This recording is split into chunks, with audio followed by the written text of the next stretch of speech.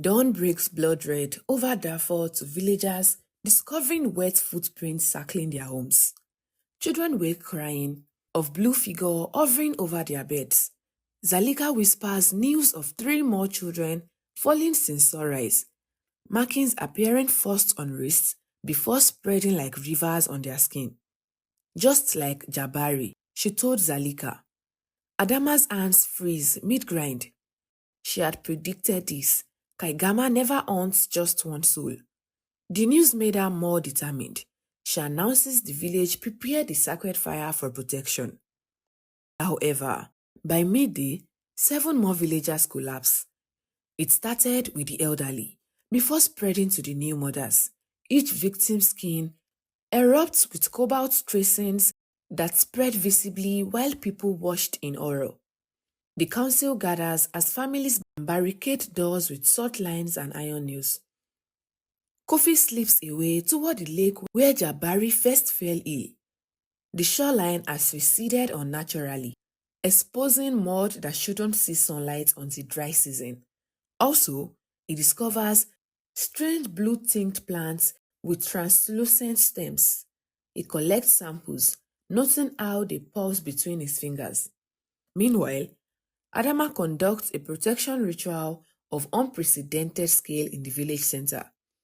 She orders every family to surrender personal items, creating a circle that she ignites with sacred oils. However, the flames burn blue instead of orange, crawling rather than flickering. She pronounces that Kaigama feeds on doubt, finding entry because some embraced foreign ways. They must purify themselves against foreign beliefs. Kofi joins them during her speech, holding the flowers. The sight of the flowers made Adama angry. Elder Makani steps forward, suggesting they hear Kofi's discoveries, insisting that foreign knowledge isn't corruption. Adama cuts her off, saying, "Knowledge contradicting ancestors is poison. This is punishment for straying from tradition." Kofi approaches Adama privately, showing plants from the lake, suggesting the illness isn't spiritual, but something brought by northern traders. Adama demands to see his hands. He extends them automatically. With startling speed, she grabs his wrists, turning them upward. Faint blue lines have begun appearing beneath his skin, so subtle only a healer would notice. She declares him infected to the villagers, claiming the demon entered through his openness to foreign influences. His doubts created the pathway. She commands his isolation before he spreads corruption further. They drag him to an empty grey hut despite his protests. But by sunset, nearly a third of villagers are locked away in makeshift isolation huts.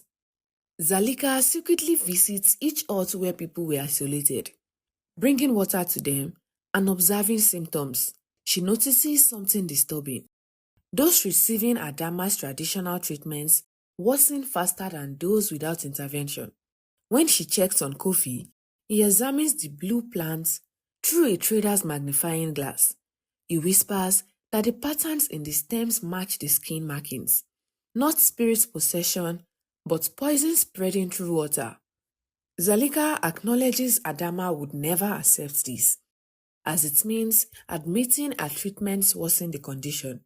That night, Zalika secretly tries a mixture of activated charcoal on 3 infected children.